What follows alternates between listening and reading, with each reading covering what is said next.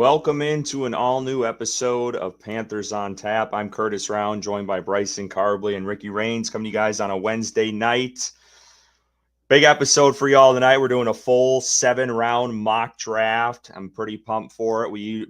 Bryson and I in the past have not done one of these. We usually wait until the week of the draft, but we are breaking to the realm. We're jumping and conforming to the masses of what everyone has been doing lately.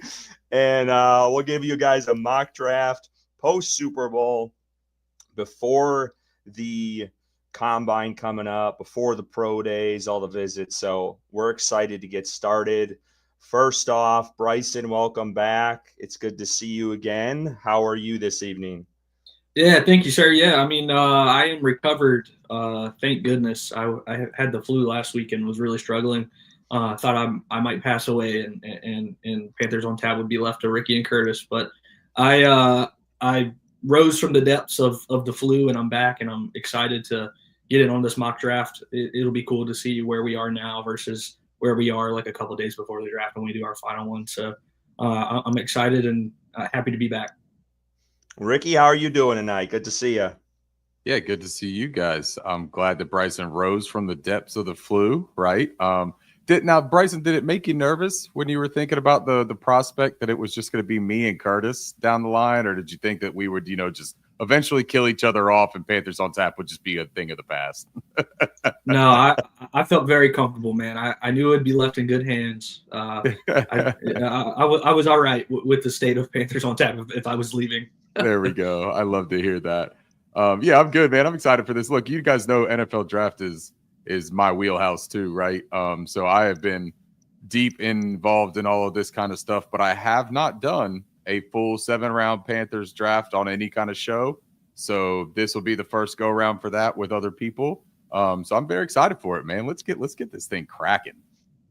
Yeah, and before we even got cracking today, I mean, Zachary Hernandez is just off to a hot start, and we appreciate it. Don't forget, folks, we do have a super chat on YouTube. It's a little money icon.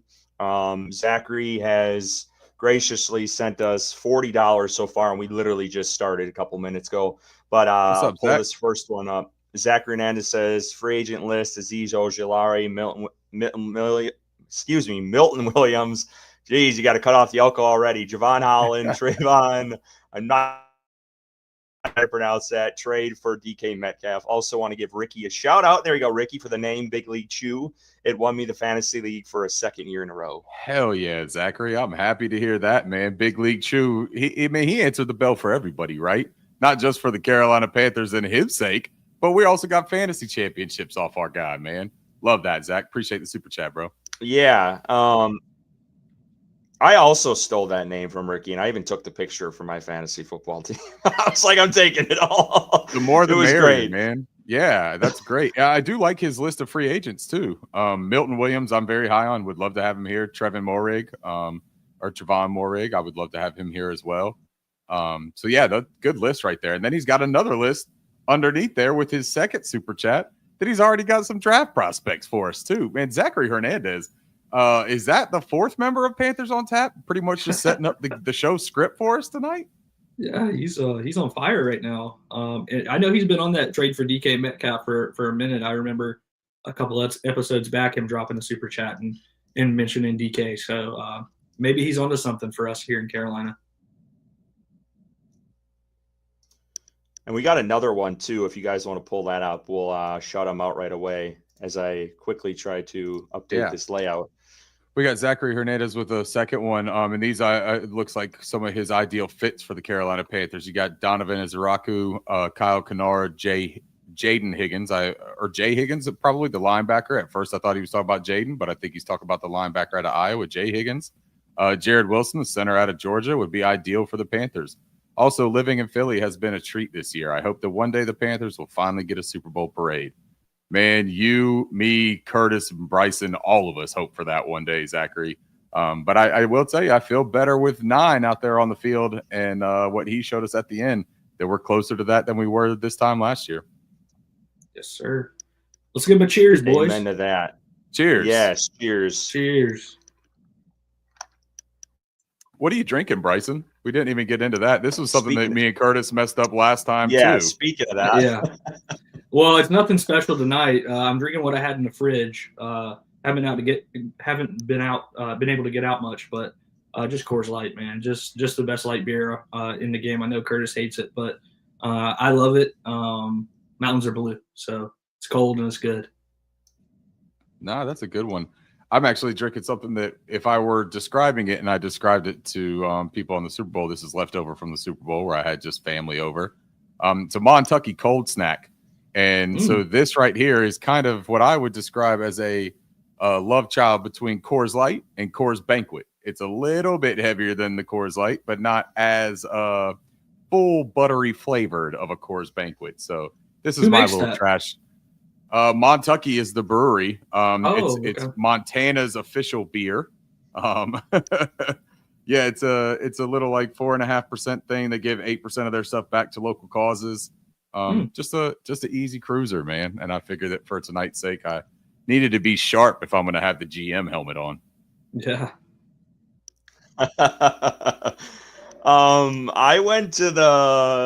We went to I think I talked about this on the last episode. I can't remember. Maybe it might have been off air. But we went to Gatlinburg recently. So I'm drinking some rum cream. It's from the Old Forge Distillery. It's root beer flavored. So it's pretty damn good. It is. It's You're just sitting there drinking cream. Is that what I'm understanding? That's the most Wisconsin. Milk. That's the most Wisconsin thing I've ever heard in my entire life. If you know anything about Curtis, hey, it's 17% alcohol. It's pretty damn good. He's like a house cat. He's just sitting there lapping it up in a saucer. But it's kind of like a White Russian. But it's more. I mean, it's root beer flavored. It's great. I love it. Shout out to Connor too in the chat already with the yo, and Bloody said he had to put his notifications on real fast, man. I appreciate. Hey, we got some fans, man, that are awesome that jump in here so quickly, man. So I just give them a quick shout out, for getting this thing. And Panther Bow, always Coors Light, never lost. Panther Bow is always good money here. Sorry, Joe. Joe's upset with us because it's right before the Lakers play. Apologize about that, but here in North Carolina, there's not a whole lot that we care about. At least you got Luka's debut out of the way. We let you have that. Yeah, and y'all already sent our Hornets player back to us, so like our relationship has already been severed, Oh, that was embarrassing. Well, let's get into it. We got a lot. There's a couple of things. Good things. We got a couple of things we got to talk about before we get to the mock draft here. And that's Cam Newton. This guy continues to be in the spotlight for some reason. As of late, we all know it was like Radio Row at the Super Bowl, and Cam Newton. I think it was on Travis Hunter's podcast, actually. And he had said this. He said, "My issue is when I was the first pick, I went into a locker room of losers. Guys didn't know how to win." This obviously sparked some Panthers vets, Steve Smith, Charles Johnson. I think Munnerlin even chimed in. Rose actually too as well, I believe. And I just wanted to get your guys' thoughts on the Cam Newton stuff. Bryce, we'll start with you because Ricky and I we discussed what he said with his discussion about, I wouldn't trade the MVP for the Super Bowl. But where are you at with this comment he made most recently? Yeah, probably not the best choice of words. I think when you look at the totality of the circumstance of him being the first overall pick, yes, that was the worst team in the league the year prior. I think they won 1 game, 2 games, whatever it was. So technically it was a locker room full of losers, but using it in that phrase and that sense of the way he did, it sounded like a shot at the guys in that room instead of the result of what they put on the field the year prior. And I can see why they got defensive. Steve Smith isn't a loser. Charles Johnson isn't a loser. None of those guys are losers. They unfortunately had a bad season the year before, but I think just the wording of this was not great. He needs to run the Spies PR team before saying things like this. I think, obviously with the first overall pick, they're going to a bad team. I don't think there's any arguing that. And that's what he was trying to share with Travis Hunter in that podcast, is that when you're the number one overall pick, you're typically going to a bad team and you might struggle for the first couple of years that you're there. But like I said, I think I wish he would just not say things like this and stay out of the spotlight so much. But, I love him. Everybody knows he's my favorite Panther of all time. And, I got his picture up behind me with a lot of the guys that chimed in on this comment. Some of the best years of Panther fandom. But I think when you look at the overall what he was trying to say, he's not wrong, but he could have said it in a better way. That's where I'm at on that comment. Ricky, what about you? I don't know, man. I'm dejected with it all, to be completely honest. I wish that it felt like there were subtle digs right behind a lot of it, whether it was the responses from players, whether it was the initial comment. I think that the petty stuff, like that little, like, I really don't know what the rift is, man. I don't know. It's not my private business, and I hate hearing private business being like thrown about, right? So I think the entire situation's a little bit like uncomfortable is the weird word, I guess, that I would describe it as, but it's really just more, I don't enjoy any of it, even remotely. Like, I don't want to hear these opinions all that much. I'm not knocking Cam, man, for saying what he said, because Cam is giving his perspective from a position that only a number one pick can give. So, like, anyone else that wants to combat it, you probably need to be a number one overall pick to give your perspective, and if you felt differently, so that's a real correlation. Otherwise, you don't really understand exactly what he's saying. The wording was my issue with the first thing that he said about the Super Bowl and the MVP. It wasn't the sentiment. I think the wording is, again, my issue with this one.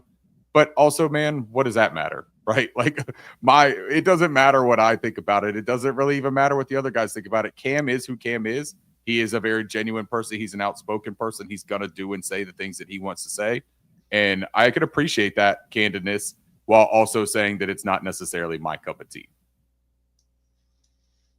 I share the same feelings as Joe here, and I'm just sick of hearing about Cam Newton and talking about him right now, to be totally honest with you. It's finally an off season where Carolina isn't dealing with a coaching search or a new GM or an owner who's off the deep end, and now we're talking about a guy who's disgruntled over, his first year in the league, and he wouldn't trade in his MVP for a Super Bowl. I mean, he just needs to shut the hell up, if you want my honest opinion, and let bygones be bygones at this point. Like, I don't know. I'm tired of reflecting on it, but I know it's been up in the conversation, so I wanted to bring it up, but I'm just tired of the squabbling per se. We get enough of that with Panthers Twitter, even when things are good.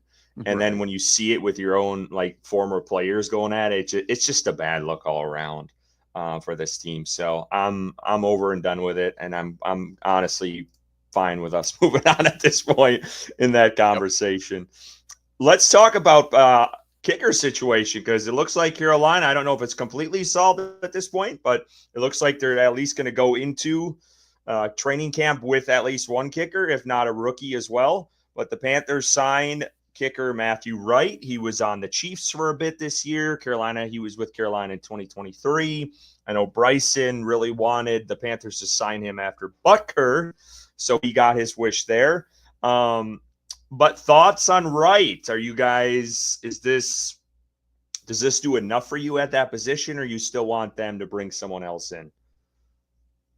I was just going to say that getting rid of look, I'll make mine quick, Bryson, and then you jump in and give a much more thoughtful response.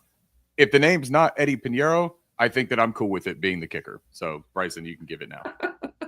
I love it. I love your hatred for Eddie Pinheiro, because I'm right there with you.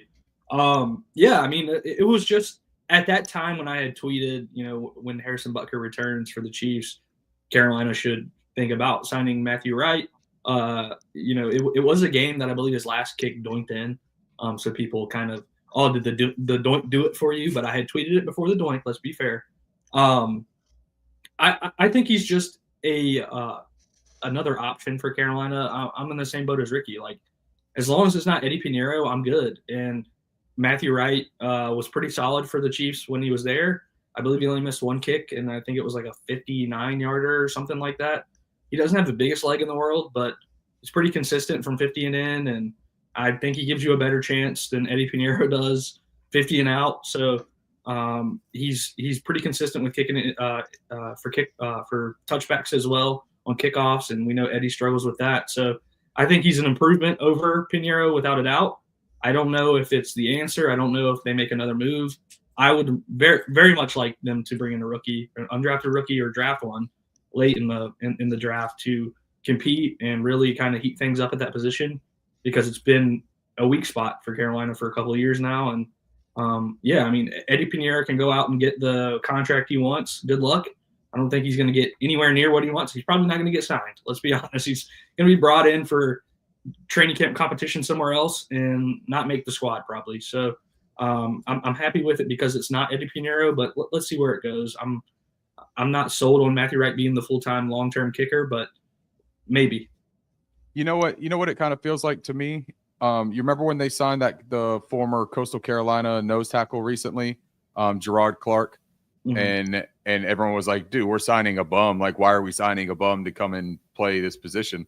Well, what it signals to me is that they might be understanding that these positions need a reupholstering. They need a change, right? A re-imaging of what we need from these positions. So if you're bringing in another kicker this early in the process, it signals to me that they are going to be active and that they want that position to improve, that they weren't just sitting around and complacent about Eddie Pinheiro because he determined that he's one of the best kickers and he alone determined that. Nobody else determined that, Eddie. You're the only one on that island.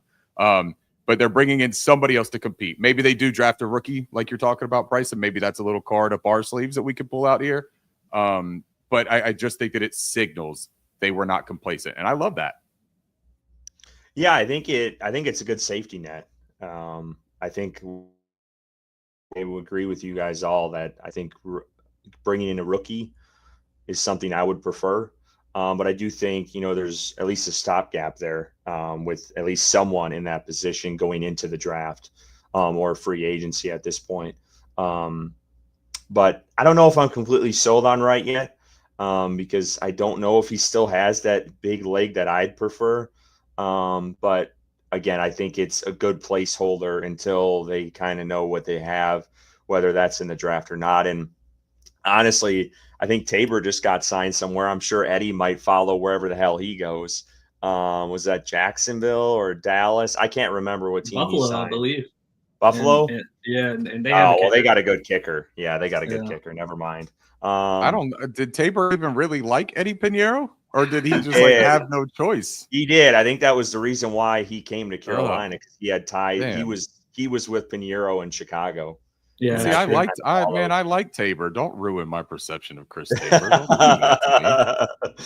Yeah, I didn't mind Tabor either. I haven't seen Matthew Wright drinking a single dark and stormy with a mesh shirt on in Miami while the rest of the team is working out and practicing and trying to gel together. So he's got a leg up for me right now. We'll see if that continues. But no, he doesn't have to be the answer, man. He's just part of the equation. I want to briefly touch on this. I know Zachary Hernandez had this in the super chat as well. So I just want to touch on this briefly because we will get into free agency closer to the free agency period.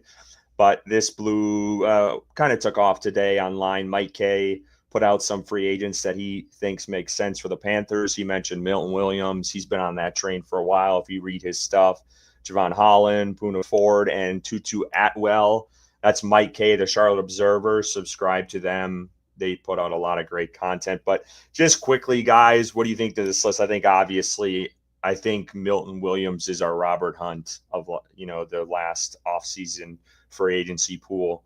I think they will try heavily to go and get this guy. And what I mean by that is they're going to spend money, a ton of it, I think, to go and get a guy like this. Well, the Eagles players are interesting if you look at translating from what they do with the Eagles defense to what they would do in Evero's scheme, right? Because it's a descendant of Vic Fangio, who is the defensive coordinator there in Philadelphia. So I like that prospect. Milton Williams, I like a whole lot. I think that he would be a really good player. I also think that Josh Sweat, I would add to that, because I think that if they're going to throw the bag at somebody, I don't mind throwing the bag at that veteran edge. What I take from this more so than just the individual players, honestly, is, again, I'm looking at positions that they're targeting. You got Milton Williams, that's an interior defensive lineman, and Javon Holland. I think getting a veteran, a proven veteran, and a high caliber player, not just like a, hey, they had one good season type of thing, right? Like, these guys are good football players and they have good years of tape that are out there in the NFL. They're saying we want to shore up those positions. And maybe that gives you a little bit of a hint about what they're willing to do with the draft too, because they could either take a developmental player at these positions with a higher ceiling, right, that they don't have to worry about rushing into a starting role. Or maybe they're saying then that opens up the ability to go after offense if somebody were to fall to 8, if it was Ted or Tyler Warren, or maybe in the second round. Tutu Atwell, I also like the idea of, but again, man, I don't know. I just want to see premier players, and Tutu Atwell, I think, did well with the Rams.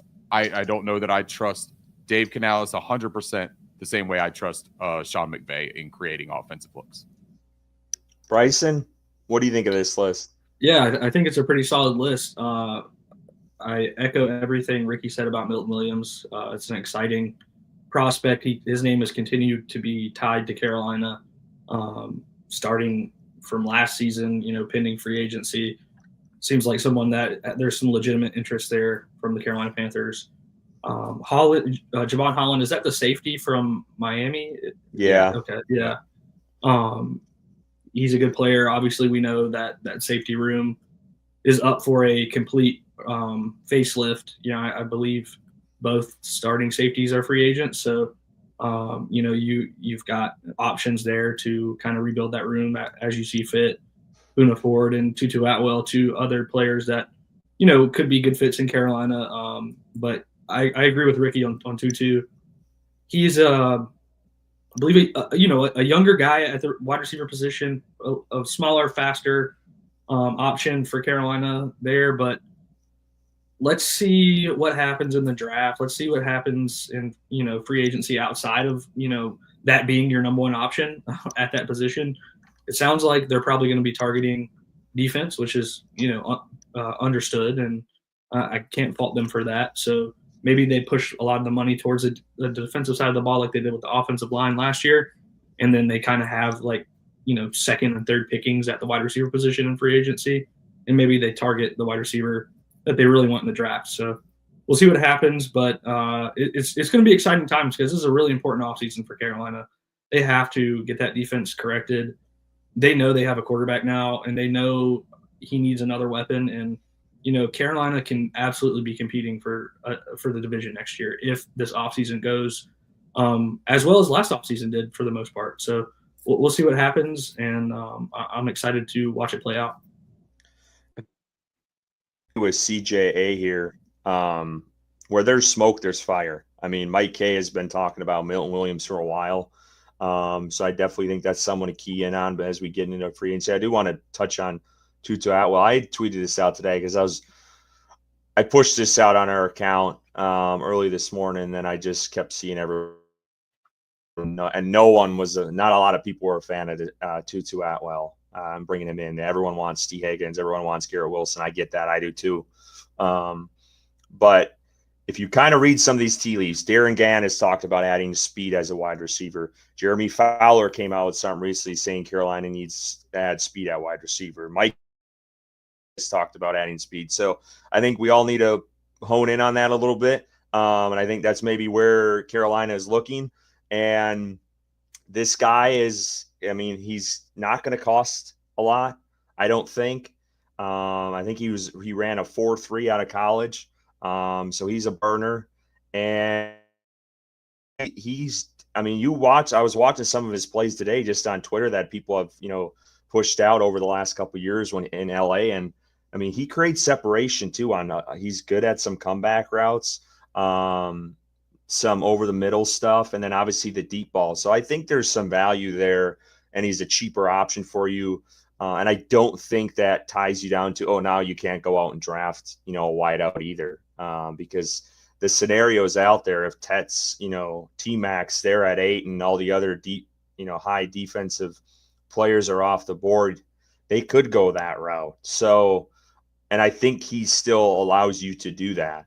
So I do think there's some value there. I'm not the big name signing that everyone wants, but I do think I think he would be a good addition to this room. And I don't think there's any move they could make in free agency that would eliminate a possibility in the draft, in my opinion. I think that when you look at this roster from head to toe, it just needs to get better, and it needs talent, and it doesn't just need one good, talented player at the position. I mean, we need talent all around.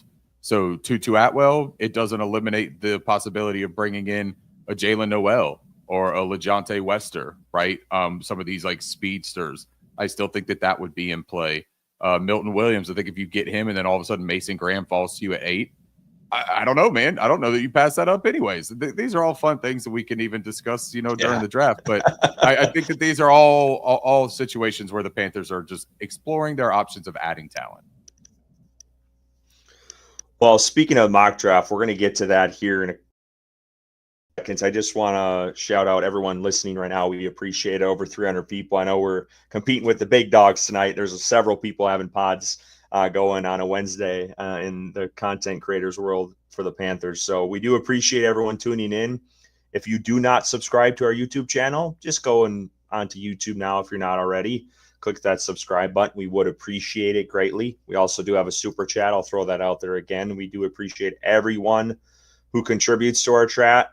We try our best. I know I was kind of slacking last week with getting people's chats in here, but hopefully we're a little bit better at that this week. And once we get into this mock draft here, we can get things rolling. So I think Ricky's going to be pulling that up here shortly for you guys. We're going to be doing 7 rounds, strictly what we believe or what we want Carolina to do. We're not trying to predict anything at this point. I think it's too early with not knowing what they did in free agency. We'll kind of do that closer to the draft. But this will be strictly what Bryson, I, and Ricky think Carolina should do. I don't think, guys, we didn't talk about this. I don't think we're going to trade. I think we're just going to take the picks at face value here and what they have. If that's cool with you guys, unless you do want to trade. I mean, I'm up to discuss that. It's up to you. I'm cool. I think I'm cool doing just going with what we have here. I think that taking the first one and doing this like by the books works well. Yeah, that's fine by me. So I've got a PFF. We're going to use the PFF mock draft simulator. So we have that pulled up. We'll be doing all 7 rounds. Boys, y'all ready to start this thing? Let's do it. All right.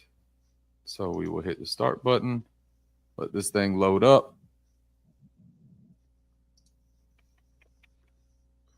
Doesn't typically take that long to load. Start draft. There we go. All right. And then let's see. So we are on the clock. Your team is now on the clock. Told us that we are free to pick. Let's take a look at who went so far in this hypothetical. So you got Cam Ward went 1, Shedeur Sanders 2, Abdul Carter. There's the prize jewel, right, that everyone wants to drop to 8. Travis Hunter, the unicorn prospect, Mason Graham, Ted McMillan, and Will Campbell. So you lost a good amount of the people that I think the fan base is most enthusiastic about, right? Yeah. But if you look at just the available list sitting right here in front of you, Will Johnson would be the other. He's my quarterback one. So that's another guy that I would look at and say, potentially a blue chip type of prospect. A lot of people have his player comp to Pat Surtain. So the idea of being able to add a Pat Surtain to the other side of JC Horn's got to be appealing, right? One of the things we heard Dan Morgan talking about as well. Who was the interview with? I think it was Carla Gebhardt for WCNC, and mentioning playmakers on both sides of the ball, right? Yep. He wants someone to make the quarterback uncomfortable, and he wants someone to take the ball away on defense. Will Johnson does that. Queen City News. Gambler. Queen City News. Yes, thank you. That's the one. So, I mean, that is a person that I could see. Do you guys have any positions that you would want to look at here? I do want to say quickly. Sorry, Go I just ahead, wanted to Curtis. say if we would have done the PFF on mine, Abdul Carter dropped to 8 somehow. Anyway, go ahead. So I'm glad that we did not go that route, because then it would have just set a very unrealistic precedent, and it wouldn't have mattered what we did with the rest of them. Yeah, well, I'm looking at the big board here, and I'm seeing the leading sack getter in the nation available from my alma mater. I know you guys talked about him last week. I understand there's some concerns with size and his frame and fitting our system. Maybe his level of teams he played against, his level of opponents. But look, first of all, take a look at those PFF grades. Do you see anything in the yellow or red? No. This guy was consistent all year for Marshall. He got a sack against Ohio State. You talk about competition. Played Virginia Tech. I mean, he's, again, most sacks in the nation. I think he had 17. Yeah, 17 sacks. Yep.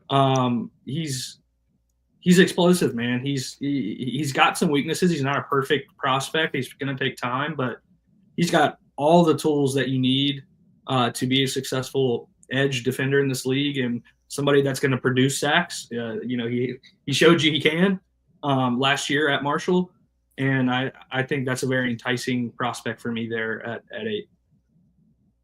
Curtis?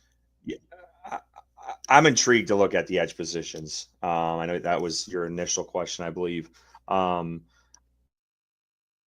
believe Ricky isn't as high on this guy as me, but I think we got to look long and hard at Jalen Walker.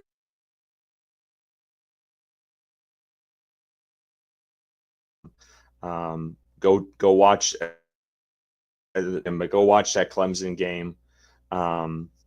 He had a very strong second half in that one. Came off the backside to make a play on the running back for a tackle for loss. Had a diving sack against the QB. He played off the ball a lot, so kind of everyone wants to compare him to Frank. Kind of that mixed role. Where do you put him in?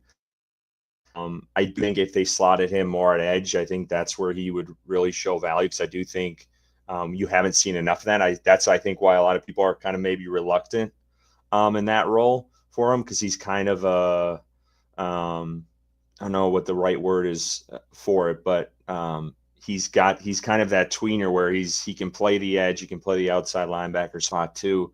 But I really like him as a prospect. So I think that's one to look at, and I do think he's strong as hell. So yeah, I'm not low on Jalen Walker. That's not really like my sentiment on him. I evaluated him initially as a linebacker, because that's what he played the majority of his snaps at Georgia, where his responsibilities was an off-ball linebacker. And I think that when you look at him in that regard, I don't think that that's worth pick 8, first of all.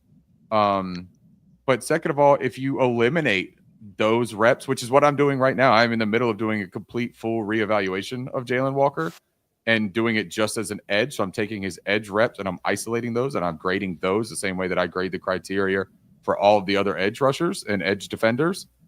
And it mitigates a lot of the things that I had concerns about with Jalen Walker. And not like super duper crazy concerns that I wouldn't draft the guy, but 8 is a prime pick, man. Like, you got to get a very big time impact player that could play 3 downs, in my opinion. Now, they don't have to start 3 downs, right? You can get a developmental guy. But with Jalen Walker, man, he was a tick slow on diagnosing. And if you have him off ball, you have him playing behind that front, then it takes a little bit longer for him to get into his most effective position. I think that when he's running parallel as opposed to perpendicular downhill with the runner, I think that he is way more explosive, and his lateral agility and quickness are impressive. His first step is redonkulous, man. I saw somebody say that he doesn't have a good first step. Only Abdul Carter has a better first step off of the edge for who I've evaluated. And I posted a almost 2-minute long cut up today of some strictly edge reps for Jalen Walker. I get the fascination. The dude is explosive as hell, but he's 6'2". They have him listed at 245. I would be willing to bet you, man, looking at him, that dude put on muscle. That dude does not look 245 to me. That guy looks over 250. If Mike Green is over 250, Jalen Walker certainly looks it to me as well. I think Jalen Walker looks like he has longer arms. We'll see what that does. But I don't think that matters either. He's got great play strength. I'm not opposed to Jalen Walker, and they have had a lot of smoke. So, Curtis, your vote here is for Jalen Walker, and Bryson, yours is for Mike Green. Is that what we're leaning towards here? Can I see who else is up there too? But yeah, that's kind of where I'm leaning. Yeah, you want to look at the edges again?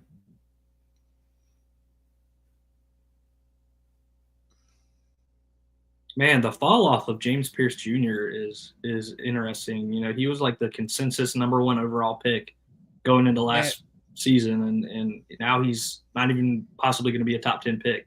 Dude, I don't have a fall off for him. Really? I'll be completely honest, man. That's my edge too. Like, that's the second best edge I evaluated. That dude was getting pressures like crazy. He is strong against the run. So one of the things with Jalen Walker, and this is interesting because we talk about with James Pierce. James Pierce has been an edge rusher or an edge defender, right, his entire time. That's what he does. That doesn't mean that he doesn't make any reps in coverage. They did. They backed him out into coverage. He had an interception that he ran for a pick six. And this is a 6 foot, almost 6'5", 248, 250-pound guy. Decent athlete enough to make a pick six and return it. But he's been playing that position. The responsibilities that he's been tasked with are just those responsibilities, right? He's had time to hone in on his pass rush plan. He had time to work on counters. He had time to work on the nuance, the details of it. Jalen Walker is very much reminiscent to me of Abdul Carter in 2023, where he was off ball, splitting time on the edge. They committed to him being a full-time edge this offseason, and they worked on his pass rush plan, and it has paid dividends. You look at how he diversified his approach in the counters. I think that if you wanted to commit to Jalen Walker, then I can see that upside there. But with James Pierce, this dude is really good against the run. He's better than people give him credit for. I saw reps where he took on Tyler Booker, who is one of the most stout interior offensive linemen in the draft for Alabama, and he held him up at the point of attack. The guy is strong. I think his long frame can add more weight and muscle, which only helps. And I also think that his length is going to be something that Evero personally would covet in our system. So I like James Pierce, but you're right, man. It doesn't get talked about very often anymore. I really like the first player we discussed as well, Will Johnson, the corner out of Michigan. Mm-hmm. I think adding that to that position is intriguing to me. You know, you're sitting here at 8, and you want to get like a for sure blue chip player. And I think most of the guys we've talked about, unfortunately, you know, aren't that. They have a very high probability of becoming good players, but I think the only one in my mind that is for sure he's not going to miss kind of player is Will Johnson. And I agree with what you said, Ricky. You know, with those comps out there of him being Patrick Surtain and getting him lined up opposite of J.C. Horn and not having that question mark, I think would do wonders for not only the cornerback room, but you're going to have these corners that are sticky, that are quarterback can't find anybody open, so then the defensive line's able to get home more. And I think adding someone like that is just – I think it's something I saw something recently, forgot who it was, what report it was, but that Carolina liked Will Johnson a lot. And I think it was like Tony Pauline. So Tony Pauline. Yeah. I think that's a very intriguing option there. I'm not like super in love with any of these edge prospects on the board right now, and I would hate to force it. You know, I think if the board falls this way, in my opinion, going BPA is the best option for Carolina at this spot. I will just say my only concern about Johnson is his injuries. We know what J.C. Horn has dealt with. The guy missed most of last season, Will Johnson. So that concerns me at that spot. Do you really try to go after another corner who we know has, you know, J.C. really wasn't injury prone in college, but a guy who suffered a pretty serious injury last year. That's my only concern with it. Yep. And you look at the teams that have good dual corners, right? I think of like the Houston Texans. I think of the Eagles that we just saw in the Super Bowl. But they also have terrific pass rushes. And they have edge players that can make things difficult on the quarterback and get them off their spot. If it's me right now and I'm looking at this, right, we don't pick again until pick 57. I think the way that I look at this draft, the edge players that would be available at 57 for me, I think are going to have a significant drop off to the ones that you could get right this second. That's fair. And then I look at the cornerback depth, and I think that there are corners in this draft that I like a lot. And now this is just personal preference, right? That I like that'll be down there. I don't think that PFF ranks them the same way that maybe the league does. Like this Azariah Thomas, I don't believe that he's going to be there, but in this draft he might. And we'll play some of it realistic, some of it we'll play to the PFF and just see how it goes. If it were me though, man, I do think that they really like Jalen Walker. I think that there is some real smoke there too. He has been the name that a lot of pundits have brought up. He has been a guy that if he had that year that Abdul Carter had to show commitment to him as an edge rusher, he may very well be in that conversation of a top 5 pick the same way that Abdul Carter is. And he came from Georgia. We know that they talked about the winning programs. I think I would be tempted to go that way. Now, Mike Green, dude, I'm not opposed to Mike Green either. I just think that Jalen probably finds more ways. Jalen probably finds more ways to impact and be on the field immediately because he can play off-ball backer if he needs to. But honest to God, man, I think that you could do a coin flip here if it's between those two and see what happens. I do want to talk about 2 more guys since this is the first time we're doing this, but I do want to mention something on Jalen Walker that I thought was interesting if you guys watch or listen to FNZ at all.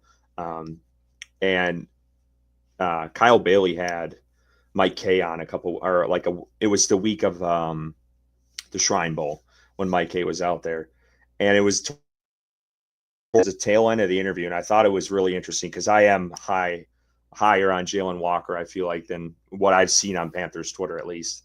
And Kyle Bailey had asked Mike K, he said, Mike K basically said if Mason Graham isn't there, Tet isn't there, or the other guy's escaping. Who's the other one of the top? And it might have been Carter, I think. If those 3 guys are gone, Carolina might be in a fan of trading back. And then Kyle Bailey had said, well, I'm kind of shocked you haven't mentioned Jalen Walker at all. And Mike K said no one was talking about him at the Shrine. I thought that was interesting, and I think that's worth noting. So just something to put out there because I'm like, well, interesting.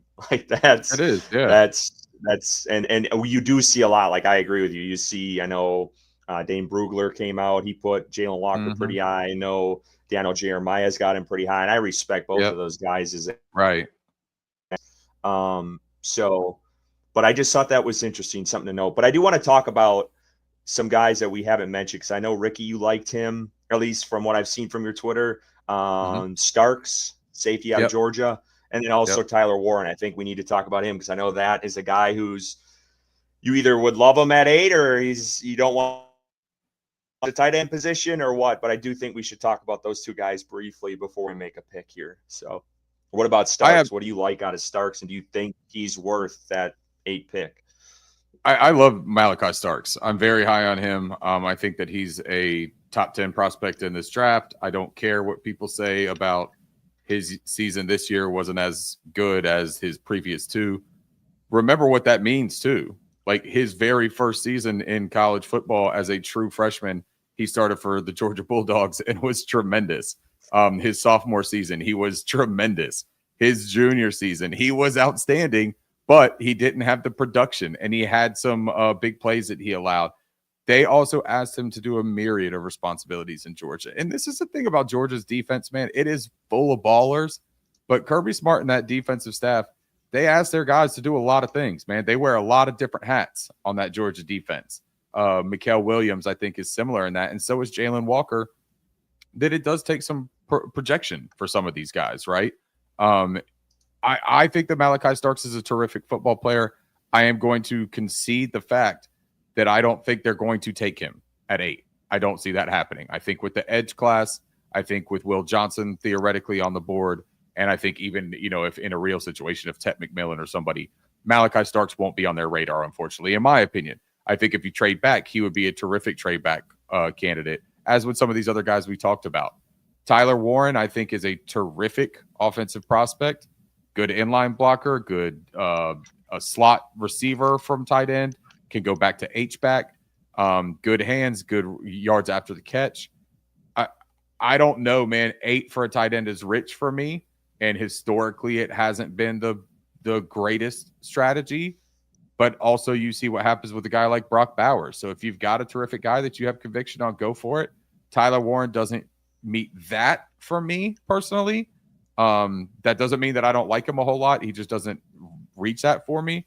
And Bryson, before I hand it off to you, I'm going to give you another name that I want you to talk about too, because this is a guy that I have as my interior defensive lineman too, that I think would be outstanding, especially when we see the pressure that is kind of wreaking havoc in the NFL. Walter Nolan, the defensive tackle out of Ole Miss.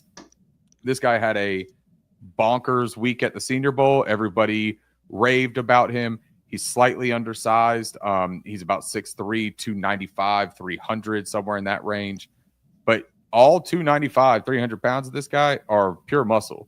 And he's going to draw those Aaron Donald type of comps because of how violent he finishes, because of how just ridiculous he is as an interior pass rusher, man. Like, you want to talk about bend. This guy has bend, and he's like built like the Incredible Hulk. It's pretty crazy. He's a good run defender, so it's not like a one-trick pony either. This guy, some of the heaviest hands in the draft, I think. Walter Nolan is a guy that I would 100% consider. Now, a lot of this, again, plays in on free agency, but for the sake of this mock draft, we haven't signed anybody, right? We're going off of the roster that we have. So Walter Nolan is another guy that I would consider. Yeah, they say the quickest way to the quarterback is right through the middle. So, adding someone like Walter Nolan there, I haven't done a lot of tape watching on Walter Nolan myself, going off of, things I've seen on Twitter from you and what you just said now. But I'm not opposed to adding someone that's drawing comps or possibly drawing comps there. Aaron, that's who I was thinking of in my mind, Aaron Donald, when you said he's undersized, but he's straight muscle and he's violent. And I'm like, is this guy Aaron Donald that we're talking about? Right, He's just Walter right. Nolan. But Right. I wouldn't be opposed to that. I'm definitely not shutting that idea down when someone brings it up in the draft room when we're sitting here at 8.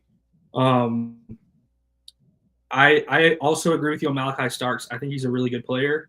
I just don't think that's a position where Carolina is going to value it enough to take it at 8. I think even if the board falls this way, there's going to be other players that they have rated higher based off of need for this team. I think that they'll target some cheaper safeties in free agency. We still have the undrafted guy that Curtis likes, Damani Richardson. Some other players on the roster. I think Malachi Starks just really isn't an option at 8.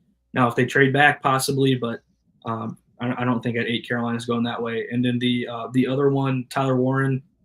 I'm a big fan of Tyler Warren. I do like him a lot. He was a dynamic weapon at Penn State, and when he wasn't on the field, we saw Penn State struggle. But adding someone like that for Bryce Young, I'm not opposed to either. I've always been a proponent of a wide receiver at 8. I'm really in my dream scenario, Tet falls here, or Travis Hunter falls, and they take a guy that can really be a game changer for Bryce. I know the defense needs a lot of work, but so does that wide receiver room. Adam Thielen's not getting any younger. Xavier Leggett's still kind of the question mark. We don't know what we're getting out of Xavier Leggett moving forward, and arguably the best wide receiver in that room is Jalen Coker. So, I think adding someone that can give Bryce an additional option that's a legitimate threat on offense, in Tyler Warren, and running those 2 tight end sets with Jatavion Sanders, I think could be beneficial for that offense. In year 1, Tyler Warren's making a difference. So, Yeah. I think of all the guys that we've talked about for this first overall pick, my top choice is still Will Johnson at this point. But I think 2 would be Jalen Walker for me. Yep. So I'm going to agree, and I'll pose it this way too, because I'll say Sorry, Will this Johnson. delay, I apologize. Yeah, no, you're good. You're good. Will Johnson is my cornerback one. He's my best player available on the board right there. So if it were me, I'd go Will Johnson as well. Bryson, I'm with you on that. And if I had to narrow it down to 2, just in this situation, I would read the tea leaves about the Milton Williams, about the Javon Holland, that they may want to do something with the interior defensive line and free agency. Safety, they want to do something with free agency. That would leave edge and corner as the best 2 possibilities here for me. So I would look at Will Johnson, and then I would look at Mike Green, simply from the fact that, like, I think that there's more translatable film that you can bank on. Although I honest to God, though, man, I think it's pretty much a toss-up between Mike Green and Jalen Walker. I haven't finished my eval, so I don't have a grade on Jalen Walker yet, but they're going to be very close. So I would vote Will Johnson. Bryson votes Will Johnson. Curtis, what says you? I just want to touch on Tyler Warren for a second. Really intriguing prospect. I was watching an interview today. He did it. I believe it was at the Super Bowl or after the Senior Bowl. I can't remember, but he was talking. He emulates his game like George Kittle, Jeremy Shockey. We all know Jeremy Shockey from his short stint in Carolina. He can block, he can catch, he can play that joker role for Canales' offense. I just don't know if Carolina really values the tight end that high. I don't see that. I do think they still believe in JT Sanders, and I know I'm a big proponent of that, and I do like him. But I do think this guy could be special. I do think the safety position, and we were having some conversations about this on Twitter, is I do think that safety position in Evero's defense is important. And I think having guys that are really good in those spots is valuable to what he called. So I don't know if they go after some low end safety. I don't know if that's going to happen. We'll see. So that is, I think, worthwhile. Another guy we haven't talked about is the other Georgia edge rusher, Michael Williams. I think he's been in the conversation for Carolina as well. And I do have a proposal for you guys, and it's something we can just look at, but I do think for the first round, because of where we're at, if I was doing this draft, I would look at trade offers for at least that first pick just to see what they're throwing at us. And we don't have to trade after that, but I do think it's at least worth, because I know there's a couple. We would probably rather get a couple picks back or take a couple picks back. So I think that'd be worth at least looking at. So you got the Cowboys here, hypothetically, are the first team, and they're down to pick 12. I think that the only way I would do this, and I don't know how realistic it is, right? And that's kind of the tough part here. The only way I would do it is if I get 44. So I would offer 8 for 12 and 44. I don't know that that's realistic. It says it has a 37% chance to be accepted. I would do that. If you guys want to execute a trade on this first round, we can. I don't know if they will trade back if Will Johnson is sitting there, or if Mike Green or Jalen Walker are sitting there. But the fact that you have all 3 of them and potentially 3 other prospects that they may like as well, right? If you got like a Walter Nolan, and Michael Williams, Malachi Starks, any of those guys, maybe even some of these other edge defenders, Shamar Stewart, Nick Scourton, those guys are all sitting there as well, that maybe they do look at it and say, yeah, we'll trade down to 12 and recoup another pick. So if y'all want to try that, we can hit accept on that, or we can draft at 8. Can we see what the other couple are there just to see, and then we can kind of. Well, you're going back to Minnesota at 24. I wouldn't do that because they don't have a second round pick. Yeah. And then your Giants in the second round. So I would say Dallas is the only one that I'd entertain, and it would have to be for 12 and 44. Yeah, I definitely. I'm do for that. trying it. I'm for trying it. I mean, all right, let's try it. I personally think if we were sitting here, we would consider trading out of this. Would we not? Would you guys like at this board? Yeah, Absolutely. I think it's very realistic. Yeah, I think it's very realistic. I guess my question would be, how realistic is 12 and 44 for 8? Would they actually do that? Right. That seems. In real life, I got you. Yeah, in real life is what I'm saying. So I don't know how realistic this turns out. But you know what? Let's go for it, because let's say that somebody falls to 8 that somebody falls in love with. and we'll offer the trade. If they decline it, they declined it. So let's pick. Those fuckers. Never mind. Okay, that's Fucking fine. Jerry Jones. Let's just So go let's with the pick pick. because we tried it. I wouldn't trade back unless I was getting ahead of that 57th pick in the second round. That's the only way that I would do it, man. Otherwise, I'm taking the best player I can get at 8, and I'm walking away feeling happy. All right. So you guys said Will Johnson. Yep. Hold on. So you guys both said Will Johnson. I'm with Jalen Walker. I think you guys know that. I just think edge is a bigger need. The concern with injury with corner, and I don't think that is as big of a need for Carolina. But it gets 2 against 1, so I'm fine taking it. I just think the drop off from where we're going to 57 I'm not comfortable with that. But let's roll with it if that's. I mean, I don't disagree, man. Like Yeah, I mean that is a good point that Curtis brings up. You know, you fall where you want to take BPA, but also team needs, and you don't want to force something because you're worried about what's not going to be there. But also Carolina's in a position where they really need an edge defender right now. Like we're going to this draft with nobody added to the team. And we know that's probably one of the biggest weaknesses on this team. So I think prioritizing edge here makes sense, really. You know, I'm always for BPA, but in this situation, you know, Curtis brings up a good point about what's going to be left at 58 when we're back on the clock, and we're going to be looking at Jadeveon Clowney and you know the guy slipping. So one of the top edge guys, I know we talked Walker. But out of those top edge guys, is there one we can come to a consensus on? Let's go Jalen Walker. Okay. Yeah, I like Jalen Walker probably. Let's go Jalen Walker. Mike Green is my favorite, but I think that's my bias, you know, playing into that. I think Jalen Walker probably has the best chance to make a difference on the field in year 1. I like Mike Green, and I think he's a better pass rusher right now. I think that Mike Green is a better pass rusher right now than Jalen Walker. I agree with Buddy that it should probably – JPJ is my edge too. So personally, I have JPJ ranked ahead of both of them. Now, could Jalen Walker grade out better? It's possible. I'm not sure. I don't foresee that, to be completely honest. I think that he'll probably end up my 3 or 4. But I also think that they're going to be enamored by that Georgia Bulldog defense. I can see them having eyes, like goo eyes with that. Mike Green also, though, I think that is a very intriguing guy, man. I mean, this dude is a violent pass rusher. He's a violent pass rusher, dude. And he's got a bag of moves, man. Mm-hmm. So are you telling me that you have a hurt on right now?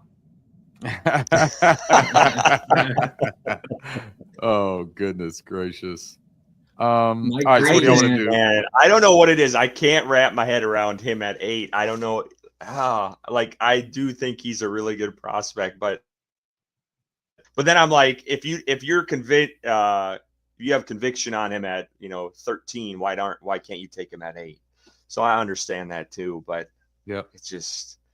If there was a different school's logo there, Curtis, do you think you'd feel more comfortable taking him at 8? I think that's obvious. Like if he played at a school and was going up against some of these, better competition out there, like the Ohio State tape, I watched that game. Like he made maybe 1 or 2 plays in that game. I know he had that, he had the sack in the game, but for the most part, they kept him at bay. So is he going to get sucked up when he's, going against stiff competition? And, he did show out, and me and Ricky talked about this last week on the Senior Bowl, but those were one-on-ones when we feel like those defensive guys have the edge on that. So, and Bloody here says Jalen Walker isn't even good against the run. And I would disagree with that. I disagree with you on that. I think Jalen Walker is actually good against the run. And actually, I think that his edge reps are better against the run than when he's off ball. I think that when he's trying to diagnose and he can let that interior offensive line reach him at that second level, I think that he's that tick behind is where he gets hands put on him. But inside at the edge, I actually think that he's a better run defender from what I've charted so far. I think that if they want to swing for the fences, I think it's Jalen Walker, because I think that they're going to look at him and say that's that next Georgia defender that's going to wreak havoc on the league. I think that Mike Green is tantalizing, but there are real questions about his strength at the point of attack and how he does in run support and how that will work in Evero's scheme. I think that Jalen Walker, as the hybrid, who's not really a hybrid, but he can offer you a little bit more than Mike Green. So. All right, boys. If we were actually on the clock right now, we'd have lost like 4 picks. Yeah. And we would have had to pick at the end of round 1. Hey, we're talking, man. It's all in good fun. Corey King says trade the pick for Micah Parsons. Hey, I'm down with that all day, every day. I would any time, Corey. I would trade for Micah Parsons right away, or Myles Garrett, in either of them, man. Or Garrett Wilson. Garrett Wilson, 100%. In an ideal world, we're not picking 8, and we're not picking in the first round because it means we traded for one of those top guys. And see, these are the questions too. Those like Chris Dillard asked, what's the difference between James Pierce Jr. and Green? And honestly, I think that James Pierce Jr. is way ahead of him in run support. I think that his frame lends better to Evero's scheme and to the NFL in general. I do think that Mike Green is more explosive and has better bend. And I think that maybe his counters actually are a little bit more advanced and far ahead than James Pierce Jr. But I think that and both of them have that speed to power, which I covet. Both of them have that ability, and so does Jalen Walker. That's what makes this kind of difficult, is that I think that all 3 of these guys offer similar things, but different play styles and different builds. So it's really a matter of how do you think that the Panthers will have them ranked, because the 3 of us can't come to a consensus. I don't know, man. There's so much smoke around Jalen Walker. There's so much smoke that it's hard to look past it. Can you pull up JPJ's PFF one more time when you click his name? Yep. I want to look at that real quick. It's impressive, dude. Look at the amount of pressures that the guy has had. Hurry's 43 this past season.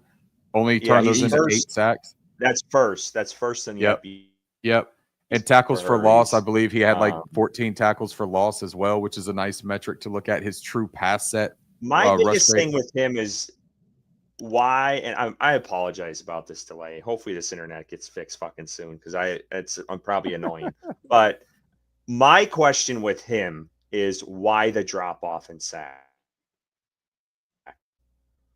You went from 13 to 8, like that's a terrible amount. Like that's like Brian Burns going from what he had, like 10 or 11, then he dropped off to 8, and we're all bitching. So like, why was there a drop off this past year? Yeah, I don't know that there's really much of like if you look at it, he was double teamed a lot in like the Georgia game. That's a game that sticks out in my mind, where he was still able to move the quarterback off of his spot, and he's going to get credited for a pressure there. Not all of those are going to materialize into sacks, right? But then you see like Omar Norman Lott, the defensive interior pass rusher for Tennessee, his production went up a tick. And so when you have a guy who's moving the quarterback off of his spot, you got cleanup guys, right? That's what DJ Wanham excelled at in Minnesota. And that still was Danielle Hunter that was creating a lot of that havoc. He was getting the pressures, right? But James Pierce also, I mean, he just didn't finish some of them, to be completely honest. He had some reps that he just didn't finish. He had games that weren't terrific. But I think if you're looking for a perfect prospect, it's never going to exist, first of all. And the closest thing to it went off the board at 3 with Abdul Carter. And so, like, that's gone, man. Like, we're not going to get that. We got to find the guy that's going to work the best for us, you know? One thing, and I just want to point this out, and this will be just a tease for later when we talk about these and dive more into these prospects as we get closer to draft. But I was watching James Pierce last night. I watched 2 or 3 of his games. And there was two plays in particular in separate games that rubbed me the wrong way. And he gave up on 2 run plays where I think he could have made the play. And it was like he was dogging it. And both of them were touchdowns that ended up being touchdowns on runs. That is my biggest concern with him. Yep. And kind of threw up a red flag. I'm like, okay, like this guy would have been a positive play for the offense. Yeah, but he could have prevented, a score here. And I'm just putting it through the lens as a Panthers fan. If I see it in a Panthers game, I'd be fucking livid. So that's my biggest thing with him. And then you talk about, I've seen the comparisons, and I didn't go back and look at both of them, but you hear the Brian Burns comparison to him. He does drop in coverage. You mentioned that. I think that is a positive. And I know we've seen Evero use Burns that way, where he's spying or playing some of the flat stuff. But I just wanted to throw that out there because that was two things, and it was very similar plays that he did that on. So, yeah. And CJ brings up Mikael Williams. We talked about him. Mikael has the more physical dominating frame and like raw talent, I think, that maybe a lot of people like. Same with Shamar Stewart. Mikael is just not an advanced pass rusher. And I think that you get that floor of a run defender, but he has work to really do to develop that pass rush. And I know he was dealing with injury. I'm still high on him. He's my edge 4 right now, probably 5 once Jalen Walker slides in there. I would say this, Curtis, if your concern is about like the motor and desire for JPJ, and we have heard Dan Morgan talk about wanting dogs, we have heard him talk about winning programs, I'm going to say that all of this tends to lend itself more to Jalen Walker at 8 than any of the other prospects that we've talked about. I'm good with Jalen Walker. Let's send it. Right, let's do it.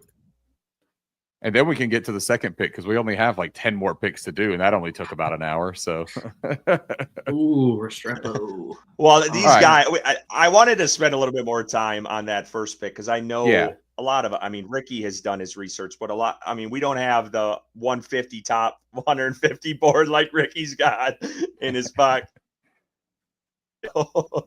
I think these are going to go a little bit quicker too. But let's look just for shits and gigs here. Will Johnson goes right after them. Mike Green goes to Chicago. JPJ. Fuck. So look, the 3 guys that we were sitting there discussing go right after. Malachi Starks went right after, and then Starks goes right after there. So you can see that like there is and then Walter Nolan, Genty to the Colts. Genty to the Colts. That's just PFF not making sense. PFF nonsense. Luther Burden to the Falcons. Yep, Luther Burden of the Falcons. That's scary to me because I like Luther Burden. Mm-hmm. Walter Williams Nolan there, Mikael Williams to the Bucks. That's a little bit scary too. I don't love that. Tyler Warren to the Broncos. That feels like exactly what would happen right there if he drops. Yeah, that's a possibility. Yeah, that's a huge thing. Matthew Golden to the Pack. Jack Sawyer to the Ravens. Nick Scourton. I'm high on Nick Scourton too. Yeah, I've been watching it. I was watching him tonight. He's interesting. Who? Nick Scourton? Yeah, Scourton. That fits right in with Commanders. I feel like that'd be a good pick for him. I like Scourton a lot. All right, so then we get into this second round. You see the run on the edge guys, and you get down here and it's pretty depleted, right? Like they knock out pretty much all of them. Jahad Campbell, that's my draft crush. That's my linebacker 1. I think he is absolutely phenomenal. Omar Norman Lott there. Xavier Watts, the safety out of Notre Dame, who is somebody I think that they could look at if he were still on the board. Jaden Higgins, another draft crush of mine, wide receiver out of Iowa State. Then you got the hometown guy, Kyle Kennard, goes to Buffalo. That's a good pick for them. I think that he would have been in play for us in the second round. Jordan Birch, another guy I like a lot, goes right before us to the Houston Texans. So that brings us to this. Derek Harmon, I will start here because his name pops out to me first. Derek Harmon is my 4th-ranked interior defensive lineman. I absolutely love him. I think that he is, when you talk about pressure from the interior, this is the kind of guy that I want doing. This is the kind of guy I want with those responsibilities, to be honest. Long frame, about 6'5", 310 pounds, strong, can hold up at the point of attack really well, smart in run defense. He's not necessarily like a run stuffer, you know what I mean? But he can handle 2-gap responsibilities. His pass rush win rate, 17.5%. 91.1 PFF grade at a true pass rush grade.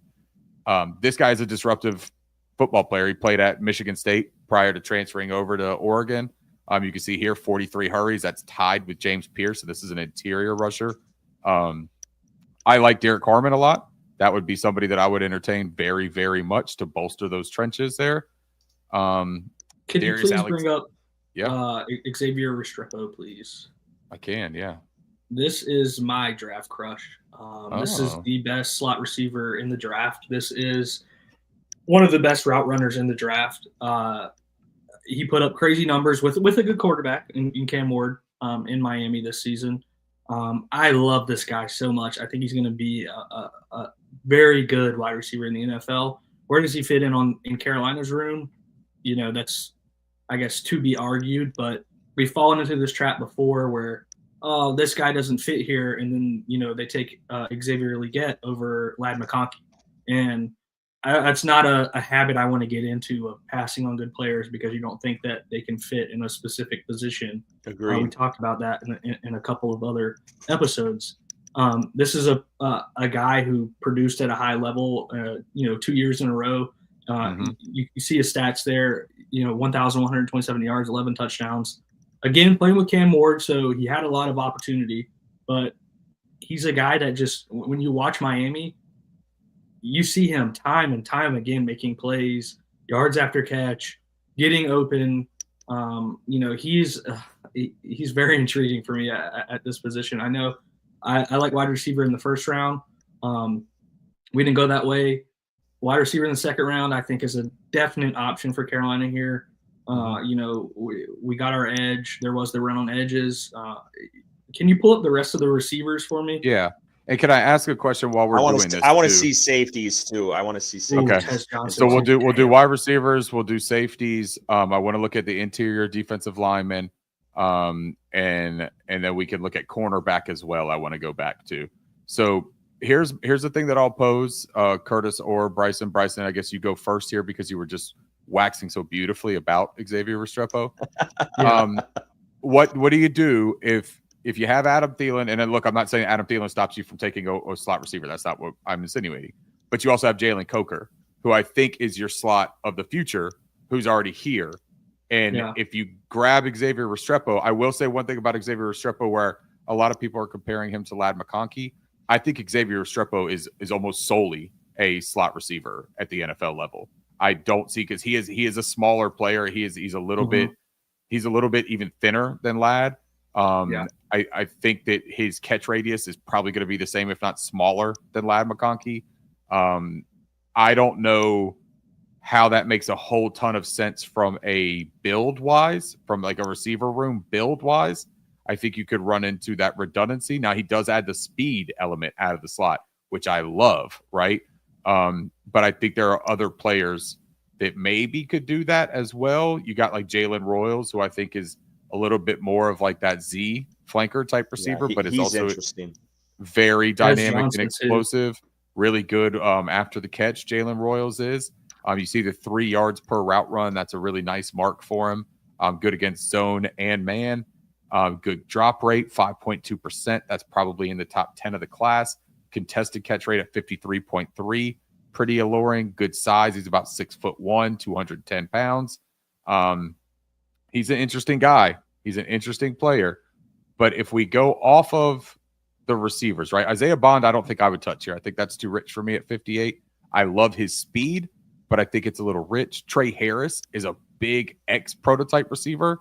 And you look at him, and his like analytical numbers are ridiculous. That 5.15 yards per route run, you've probably seen those charts running around where, like, it's a little dot chart graph, and he is up here in this top quadrant to the right all by himself. And this is talking about like historically out of college wide receivers, like historically by himself. Now, that Ole Miss offensive system takes a lot of, put a little bit of salt behind it, right? Like it is difficult to kind of get a true gauge on it. But that's a guy too, though. Trey Harris, you think about if he mans the X, right? That's not appealing to you guys. It is a little bit to me, because Xavier Legette is not a true X, I don't think. I think that lets Give him me those move safeties. Let natural. Me see safeties, damn it. All right, safeties. Look, we can do all of these too. I don't know why these wide receivers don't wow me at this spot. I would agree with that. So I'm going to bring up safeties. I'm going to bring in corners, and I'm going to bring in defensive interior. And one other thing I will do is I'm going to put edge back in there just so that we can see all of the guys that are available here. My guy stays at the top. He does. Derek Harmon. Now, Darius Alexander is another guy. I love Darius Alexander. You talk about some of the most. There's a couple of plays. There's a couple of plays that I wrote down watching a Senior Bowl. I'm like, man, this guy's making some noise. So I do. He's an option there as well.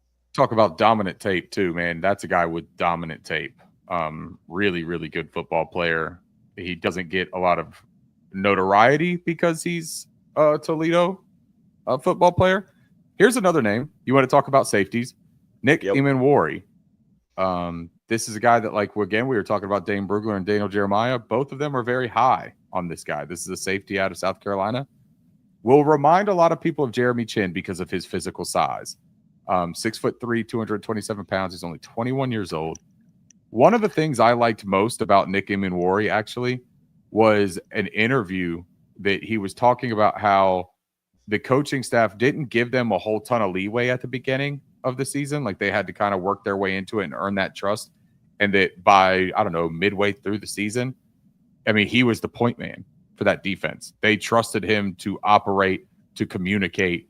They really thought highly of this guy. And if he goes out there and he runs in the low 4.4s, 4.3 is what they're saying he could run. If he does that at 6'3", 225, he may not even be in the conversation here at 58 in real life.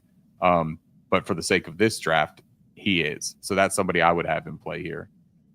Is the Texas Curtis, who guy are you there looking too? for? No, I was looking looking for Andrew. I was looking for Andrew Nick. Makuba. I was curious about the Texas guy too. Andrew Makuba. Yes. Yep, he is here. So he's available as well.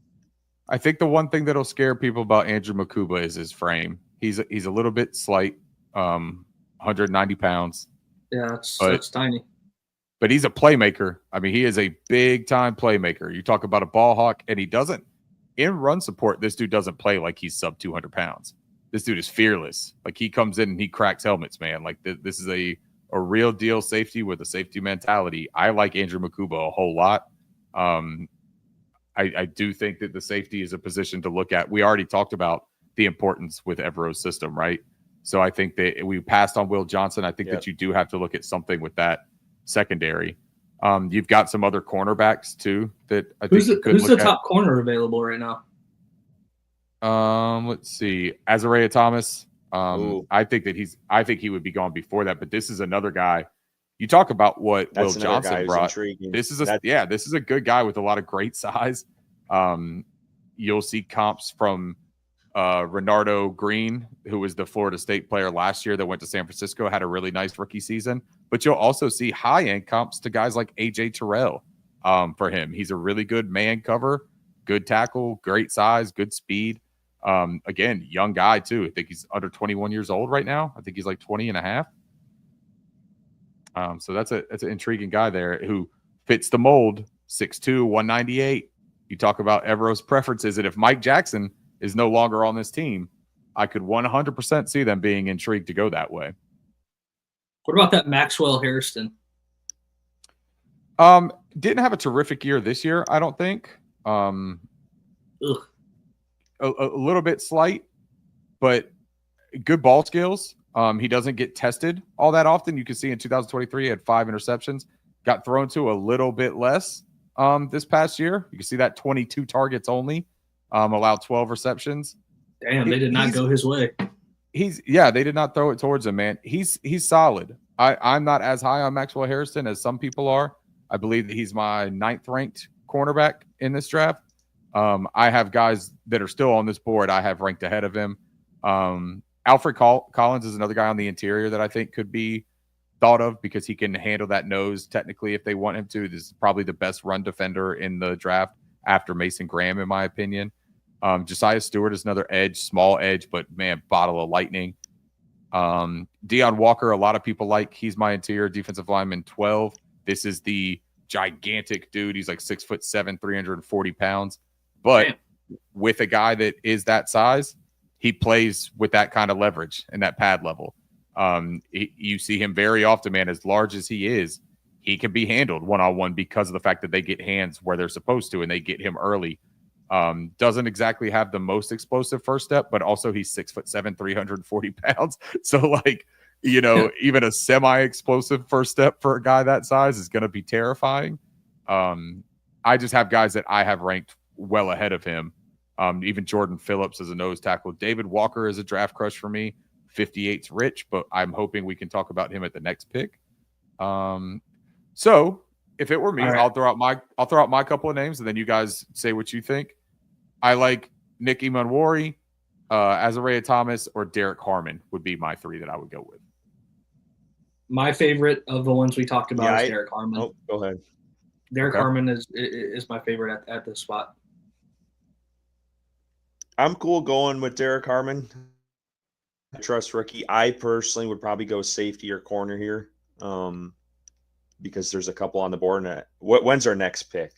74. Not that far. Not too far. Not that far. Emanwari might be there. Yeah, let's roll with Derek Harmon, and maybe one of these safeties falls to us at 74. But I do think I think there's some safety guy. Let's go with it. If we can get him. Derek Harmon, that's the pick. All right. Let's look to see if we see any of the names first. Darius Alexander, Alfred Collins. So they're all still on the board. Hell yeah. I think that's the pick. I'm sorry, guys. I think one of those dudes is the pick.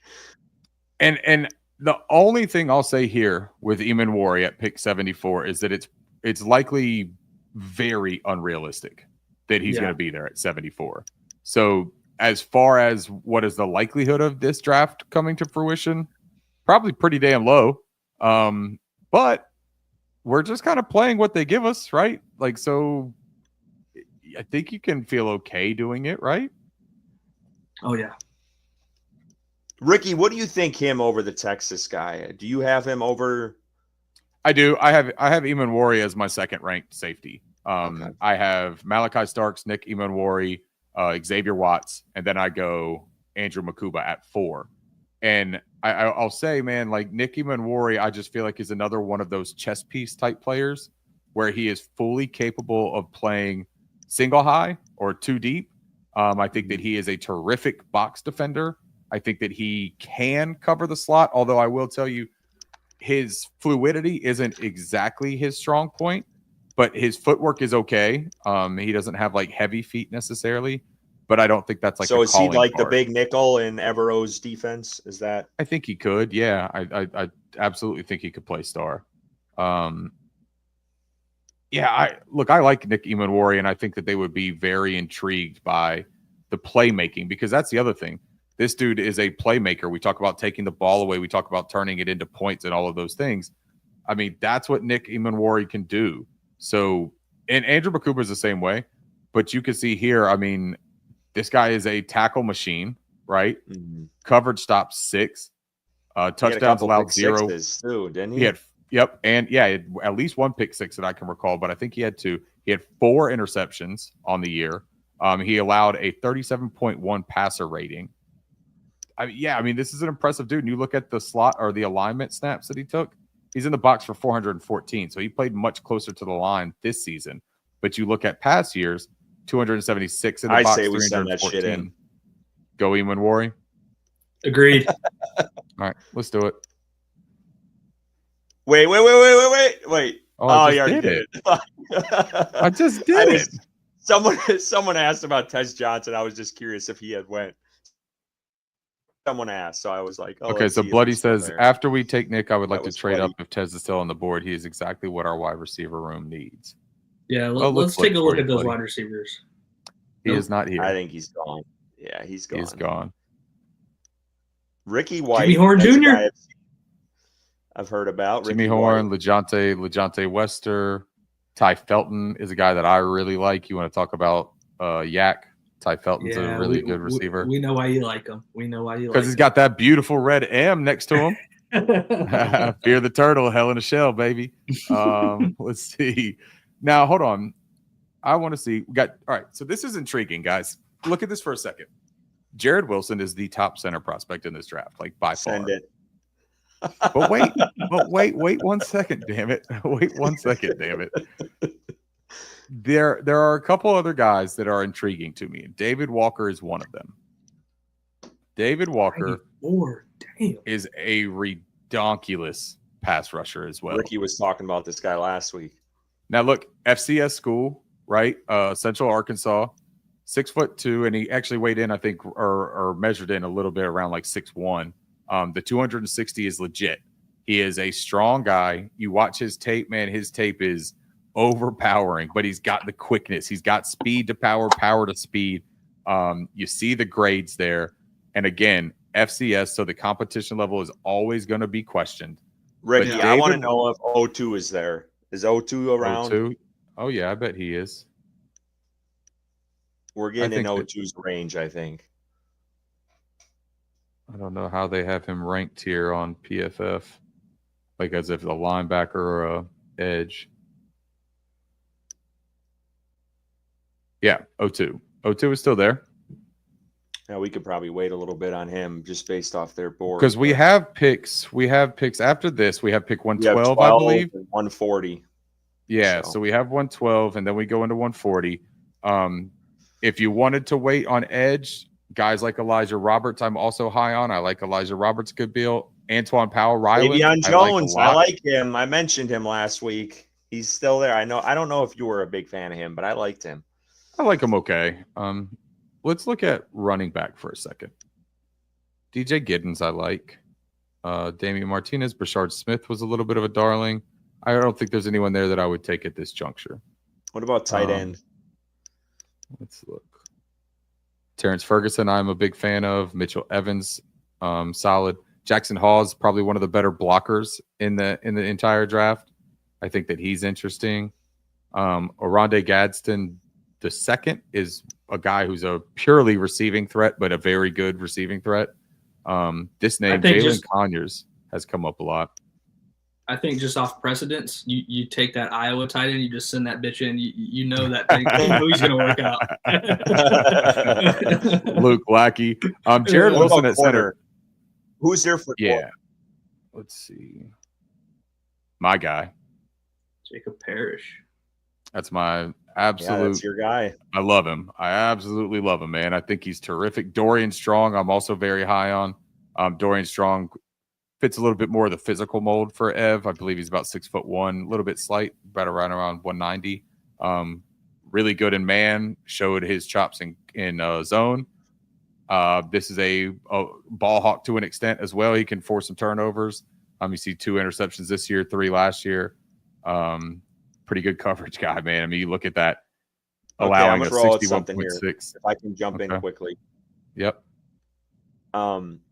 Let me just see the picks we have left. So, we're going to give one to the super chat. So if someone sends in a super chat, at least $5, at least $5, we will give you pick one. So we'll sit on pick 109 here. So you get pick 112. If you send in a super chat, you will decide who we pick at 112. And we can't do anything. We just have to take the player who sends in a super chat. So if you guys want to make a pick, let us know. We will give you pick 112. Ricky, let me look at quarterback here. Stop. Did you say quarterback?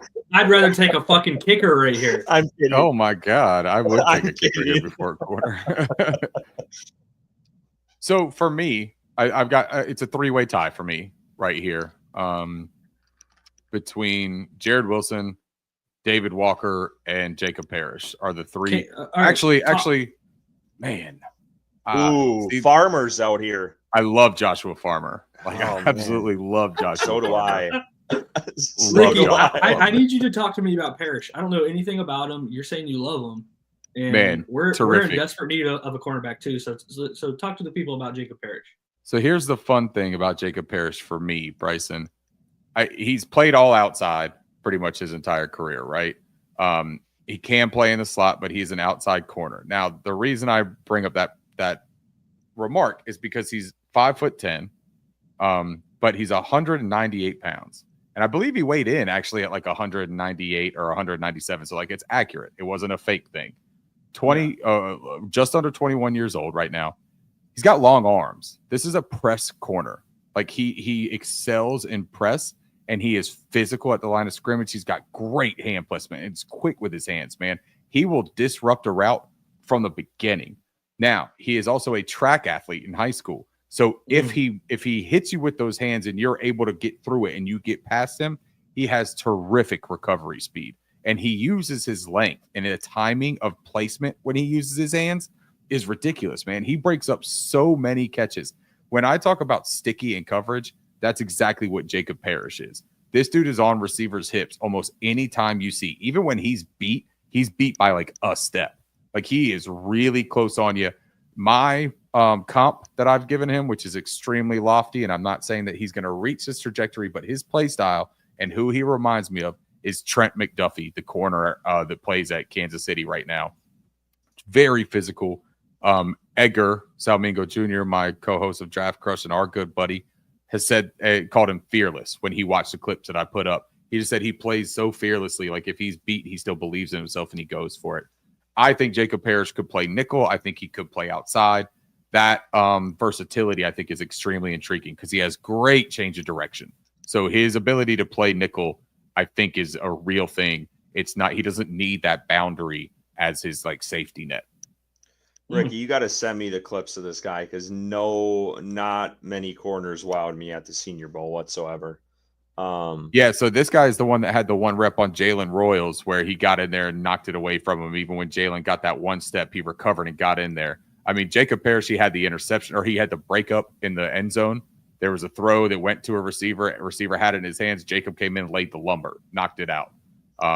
Just really good player, man. And also, there's no harder position to play at the Senior Bowl than corner. Big corner. Against a wide receiver, one-on-one, not knowing what the hell's going on. It's.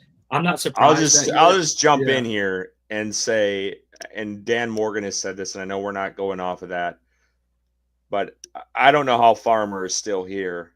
I'm considering double dipping on that D line. I think he's a hell of a player at this spot, but that's just me. Farmer's intriguing too because he also can line up at 0 tech, 1 tech.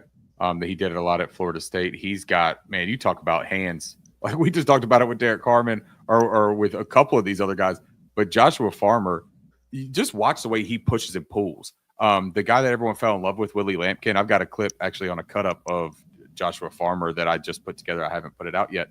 But he's got a rep against Willie Lampkin for Carolina, the right guard that everyone, it's his darling from the Senior Bowl.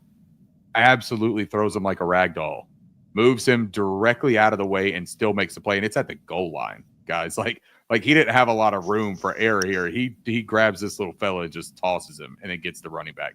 He's impressive, man. Mike makes a good point. Let's look at linebackers.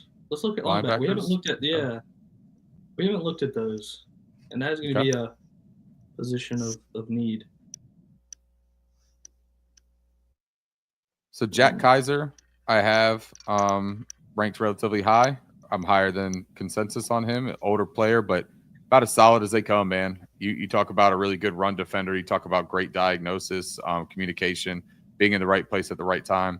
You can see in these big games against Georgia, Penn State, Ohio State, he shows up as well. I always appreciate that from a prospect when in the toughest situations, they have their best games. That's something that I look at in evaluations. So I like Jack Kaiser a lot. I've got guys down here, though, like Jay Higgins, Danny Stutzman, Smile Munden. I really like Smile a lot. I think that he's terrific.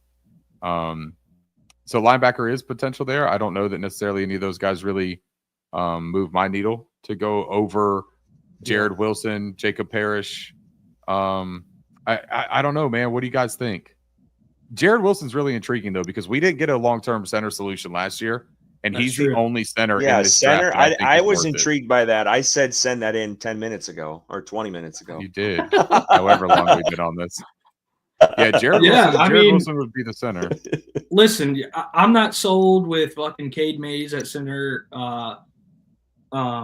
What's his name that started? Well, get ready because it's going to be Cade and Corbett probably. Austin Corbett, is coming off injury.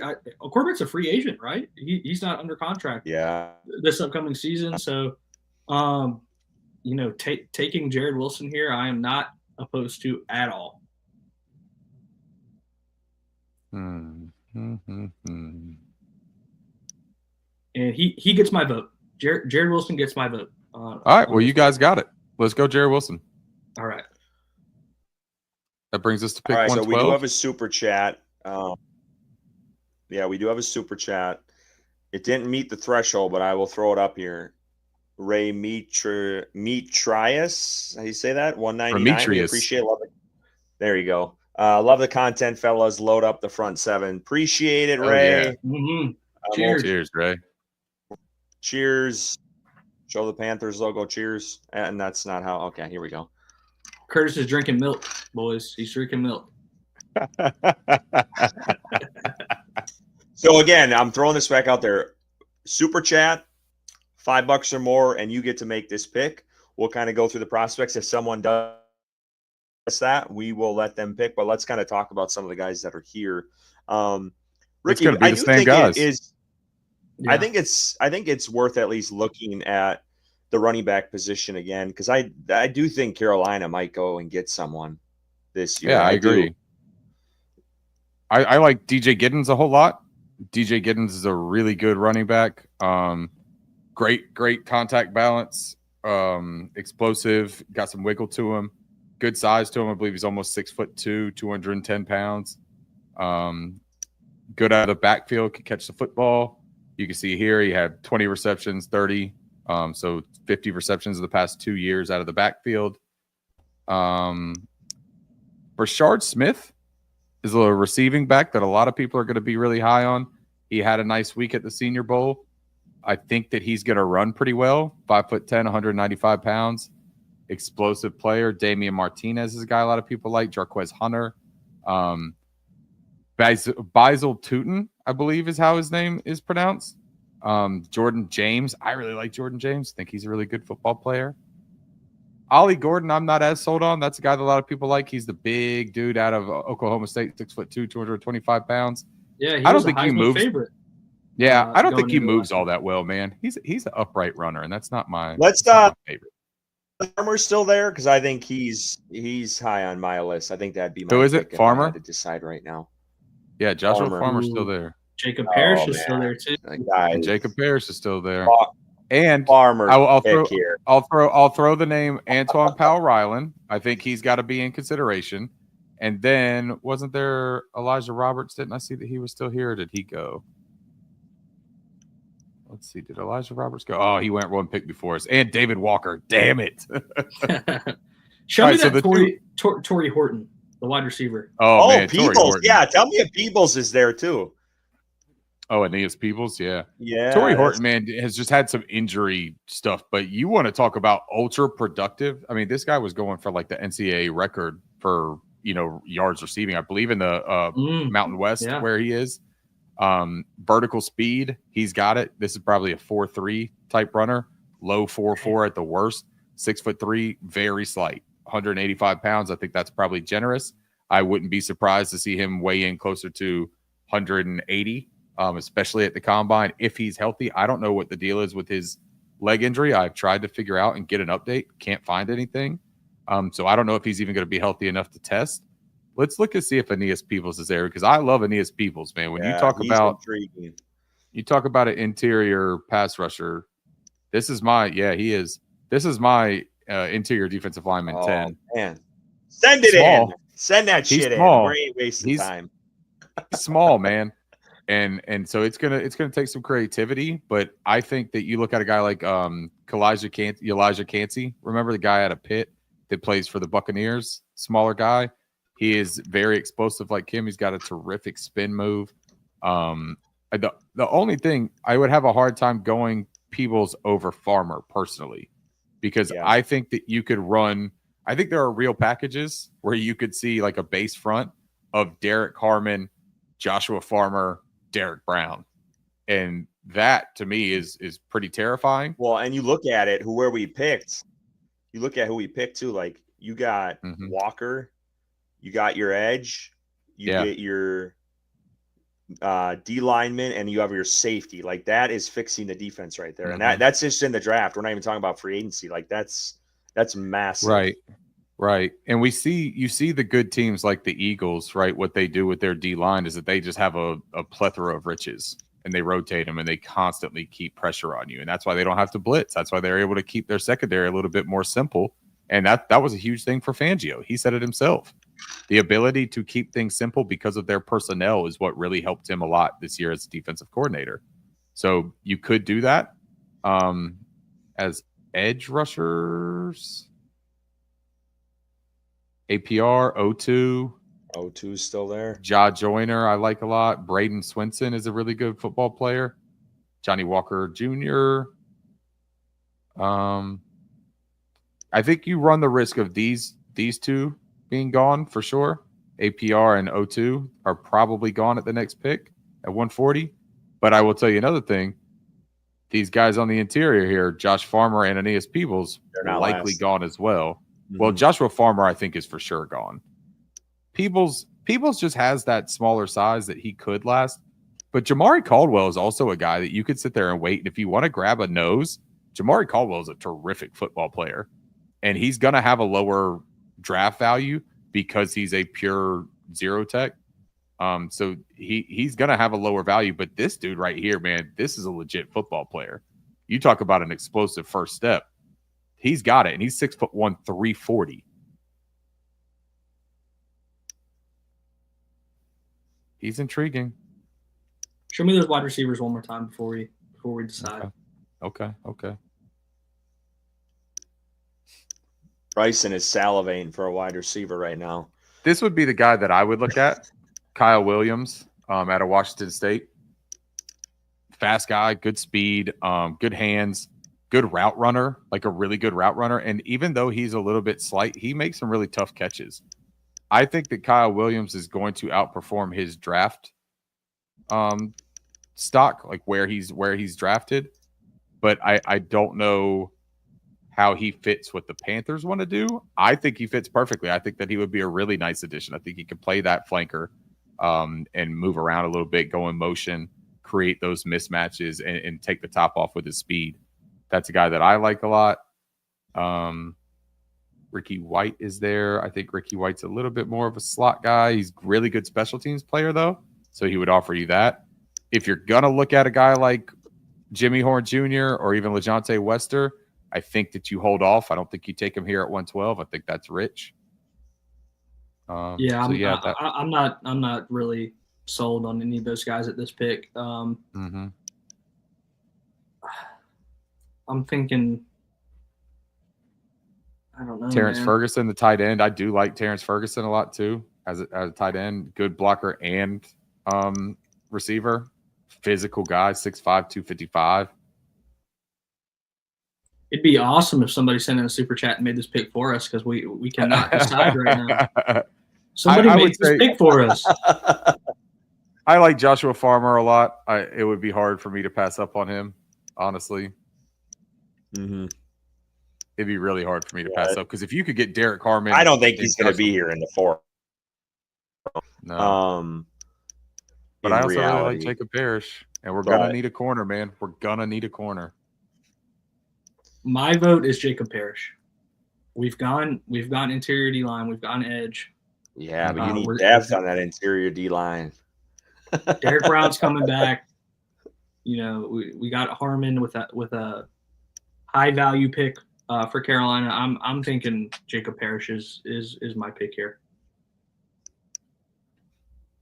Mine is Farmer Peebles. Oh, goodness gracious. Ricky, you decide.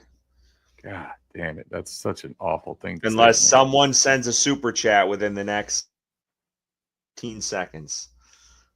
I'll keep it open for 20 minutes so that I don't have to make this pick. All right.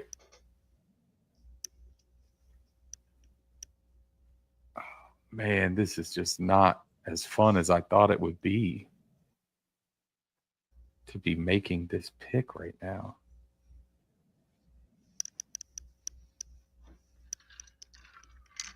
I don't know that Jacob Parrish, man. I just don't know that they're going to draft the guy with his measurables. I think that's going to scare him away. I really do. Shortest corner they'd ever have. Yeah, I hate to say that, but they They don't like doing that. All right. Joshua Farmer. But is that, hold on. Oh, he already did it. All right. Oh, Never mind. no, wait. I thought you guys told me to do that. No, No, I did. I was saying, just saying, we also got to remember that we're making the pick. They're not right now. But Oh, okay. all right. Hey, I love this, dude. Like, look at that. Like, defense. Sorry, Bryson. Bryson looks We so upset transformed right this now. fucking defense right now. I'm gonna cry. We transformed this defense, man. You better give me a goddamn wide receiver at pick in the 5th round. Hey, we're getting T. Higgins in free agency. Come on. Give me Kyle Williams. You like Kyle Williams here? I do. He ain't gonna be there at our next pick. Yeah, I don't know the wide receivers. I haven't touched them yet. So, besides Kyle Ted. Williams, Ty Felton, I think either one of those are really intriguing from a skill set. But I I do like like Kyle West Williams a Carolina. lot, man. I like Kyle Williams, and I think that he is a really nice skill set to add to that room. Yeah. Bloody likes Ricky White. Let's see what's going on in the tight end room. Jackson Hawes is still there. I do like Jackson Hawes.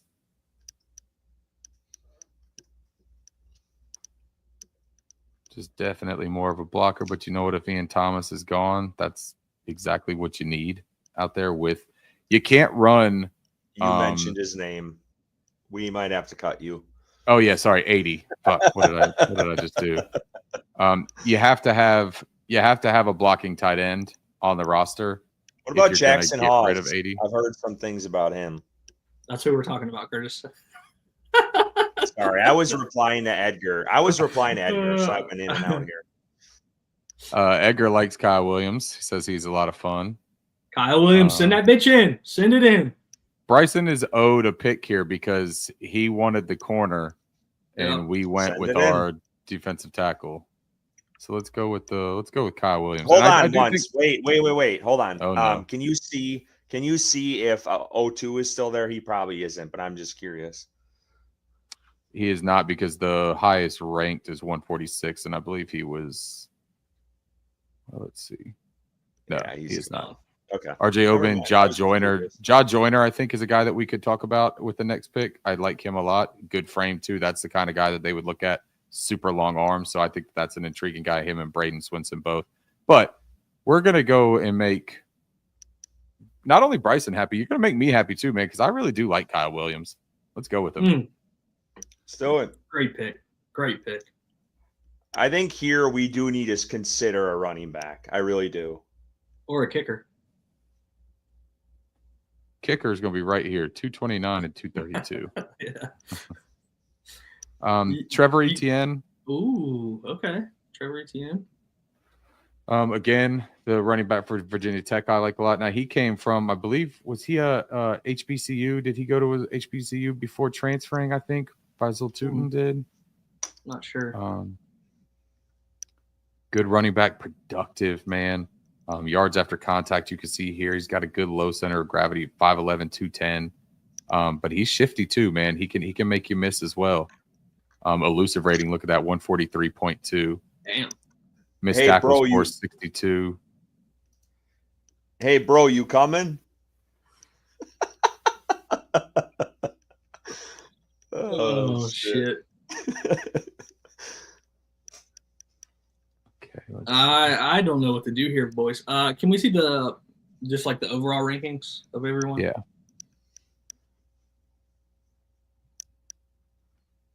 Shamar Turner, we've already doubled up on the interior. What I'm just not about this deep in draft prospects yet? Upton Stout right there. That's a nickel corner. Wait, have we taken a corner yet? No. No. Yeah, we need to look at corner here. If you want a nickel, now here's the interesting thing. I don't know what they think. Nickel and Shao Smith Wade. I thought that. Do we, man? Like, let's I be don't honest know. about that for a second. Do we like Cho that much? Because I think they do. entirely I sold. think they think they do, but I don't know if I think they I do. am just not That makes entirely sold on Cho. And Upton Stout, I think, is a fantastic nickel. It's got him listed as a safety. He's going to play nickel in the league, and I think he's going to be a damn good one. Who else do we got here? So we want to look at cornerback real quick. Dorian Yeah, I Strong, think that's it's my worth- 10th. Dorian Strong is my 10th ranked corner. I like him. I like Dorian Yeah. Strong a lot. Mac McWilliams had a good week at the Senior Bowl. Again, smaller though. If I was going to go smaller, I would have Kobe taken still Jacob there or Parrish. No, he's gone. Both of the Kansas guys No. are gone. I like Dorian Strong a lot. I think that he would be What a about really Jerry good pick here. Porter? Who? Is Porter gone? Porter. Darian Porter. Yeah. Oh, Quincy he's out. Riley had Okay. a nice week. Quincy Riley, I don't know much about him, but that name I've read a couple Yeah, he had a things decent about. week at the Senior Bowl. I like Dorian Strong a lot more than any other that's left there. Offensive tackle real quick. Because I think you still got to find something. Holland Pierce for a right tackle, man. This dude is a monster. Massive, massive guy. I believe he's like 6'8", 6'7", 335. But he's a really good tackle too, man. 6'8", 345. Golly. Jeez. Just a big dude, man. He played left tackle in school. I think he's going to play right. I don't know that he has the nimbleness to protect the blind side. Let's peek at kickers for just a second, just to be curious. That's the guy right here, Andres Borregales. Yeah, I like Borregales. And Darren Bates, our special teams coach, he worked with them. was working with him. So if we're going to go that route, That Sauls too has got a leg from Pittsburgh. I think he got like the vital stats of a 8 kicker or something. Undersized for a kicker. I don't know about that. Too small. Yeah, He had a leg. I'm just telling you. no, I'm just messing with you. Tight hold ends. on, real quick. Hold on. I do want to do something actually. Linebacker, because we talked about this a little bit earlier. Jay Higgins. Yeah, someone talked about Jay Higgins, and I like Jay. Jay's in my top 10 linebackers. What about Lindenberg? What do you think of Lindenberg, Ricky? Do you know anything much about him? I haven't done a full eval. I haven't done a full eval on Lindenberg. I'll need to watch at least 2 more games. I got about half of a game in, and something came up, and I didn't watch the rest. Jay Higgins, I do like. Not the overly athletic kind of guy. Smile Mondon Jr. This is the guy that I like a whole lot, man. Now, wouldn't it be kind of interesting if you were to draft Jalen Walker and his running mate out of Georgia? There's something about that's kind of interesting. You could also do that. Now we already took our multiple interior guys, but you could look at like Nazir Stackhouse as well in the interior late in the draft. I think could make sense. Man, I don't know. Danny Stutzman, Pack MD says Stutzman's pretty good. He is. I wonder about Stutzman's athleticism at the next level. But he's a through and through linebacker, man. This guy went back to school. He probably would have had a better draft standing. I think we need to go. I think we need a corner here. I really do. I think we're light on that side. Let's take your boy Dorian Strong. I'm trusting you. I'm trusting my scout from the. Is that the nickel guy you were talking about? Here. No, Dorian is going to be an outside corner. He's a boundary guy, so he'll be able to, if Mike Jackson leaves in free agency, if JC for any reason isn't on the field, who knows why that would be. But Dorian Strong would be able to take over and play that boundary corner, or give a nice compliment on the other side. All right, let's do it. Okay. He's the pick. Sold. 164. One thing I want to look at here real quick before we get ahead of ourselves is go back to that edge room. Braden Swinson is a guy that I would say is worth this pick. Productive guy, SEC defender, good size. I think he fits their mold, 6'4", 250. I don't know how long the arms are going to be. That'll be something to kind of keep an eye at. But he's pretty simple about what he is. He's an edge defender. Like, he's going to line up outside the tackle. He's going to be able to set the edge. He's got the strength to do that, but he's got a really nice little array of pass rush moves. I don't think that he has the full bag that a lot of those guys, higher in the draft have, but I think he's a pretty good football player, man. And when you start looking down here, that's the best edge rusher left on the board, in my opinion. Johnny Walker would be close. But Johnny Walker, I think, is going to have some Can athleticism. you scroll down a little bit? Yeah. Just for the edges. Yeah. That's it. Oh, okay. Thank you. Yeah. Mm-hmm. So I would be intrigued by taking him there because if you don't look, our next pick is going to be the kicker at 229 or throwaway. So this is the last one of merit, right? This is the last one that you're looking at. What about offensive tackle? I mean, they gotta look at some point at Taylor Moton, and I don't like that. I think Bryson and I are pretty big proponents of Moton, and I know you are too. I think Ricky, but at point they got to look at that spot, at that right tackle spot. I would look at this guy as Johnny Cornelius out of Oregon. Has played right tackle for the Oregon Ducks for the last 3 years, pretty competently. He's not a standout. I think that you can see here, and actually the grades reflect it. He's a better run blocker than a pure pass blocker. But again, I think that if you have the strong guard play that we have, I think that helps him. The one thing I'll say about like a tackle, I don't hate a tackle there. Jack Nelson, left tackle at Wisconsin, but that's a good football player too. There you go, Curtis. Carson Vincent. And Farmer boys, send it in. Carson Vincent's a name that I would keep an eye on too for one of these very last picks. That's a good developmental prospect right there. Long arms, physical, had a dog mentality at the Senior Bowl. A lot of the underdog players really do show out at the Senior Bowl because they show, hey, look, I belong here. Through the screen here and whoop our ass if we don't take Swinson. Who's gonna whoop our ass? Bloody. I said Bloody might take us out here. Yeah. I'm with him though. I do like Swinson.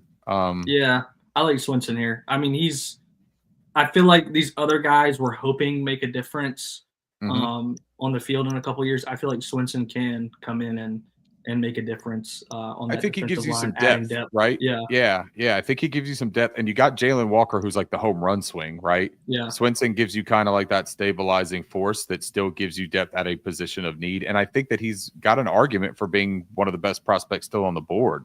Yeah. I mean, you look at these other guys. Maybe you go linebacker. I hate to miss out on, my guy, Smile, but I think Swinson makes a lot of sense. What do you guys think? Let's do it. Okay. All right, we already know where we're going next. Hopefully Morales is there. What the hell's going on? Come on, draft him. Does Braden Swinson not want to come? Yeah, he's on the phone call pulling an Eli Manning right now, and he's like, "Hey, we will not play in Carolina as a fifth round pick." Oh, your guy's still there. Oh man, we got to take him. We got to take him, dude. Throw him in there. Borgales will be there for our last pick. Real quick. Yeah, let's Raheem take him. Sanders, Rocket Sanders, still there too. Oh. People like him a lot. I think that taking Smile though is a really cool, smart pick, and I think he's going to shock people, man. I really think that he is going to shock people, and I think he's going to show out at the combine. This is a super athletic guy, man. Like what he's missed some games with injury, but like this is a really good football player, man. Yeah, I'm on board, man. You sold me. Let's do it. Let's do it. Now we got 3 Georgia Bulldogs that we drafted this draft. Ain't nothing wrong with that. Go back to those running backs. Go back to the running backs for a second. See if I don't know, man. If Sanders is still there at that last pick, we can do what we want to do, I guess. Kicker, absolutely. Kicker. Let's see what the kicker is. He's there. Yeah, take him. He's coming to Carolina. He's there. Send it in. Send it in. Let's go for it. We'll take it. Let's go. Let's go. Let's see what we now, got. Ricky, you need to send me that picture. Okay. If you can. F on Jalen Walker. Started with an F. Oh, we got an F. Well, you know what, man? To be fair, I knew that they weren't going to like this draft very much because we did not take their best available type of picks. We took guys that... And that don't matter. I mean, they had... You remember last year when we did this shit? I mean, they had guys that were falling they're nowhere near. That's a hell of a draft. I love it. Yeah. I would be ecstatic, man. I mean, I think you have three defensive studs right here. Yeah. Like that's starting center. Yeah, man. Starting center, and he doesn't have to start right away, right? He doesn't have to be thrown in there as a rookie. And then Joshua Farmer. Look, Joshua Farmer, the only reason that he only ranked as my 9th interior defensive lineman was because of inconsistencies.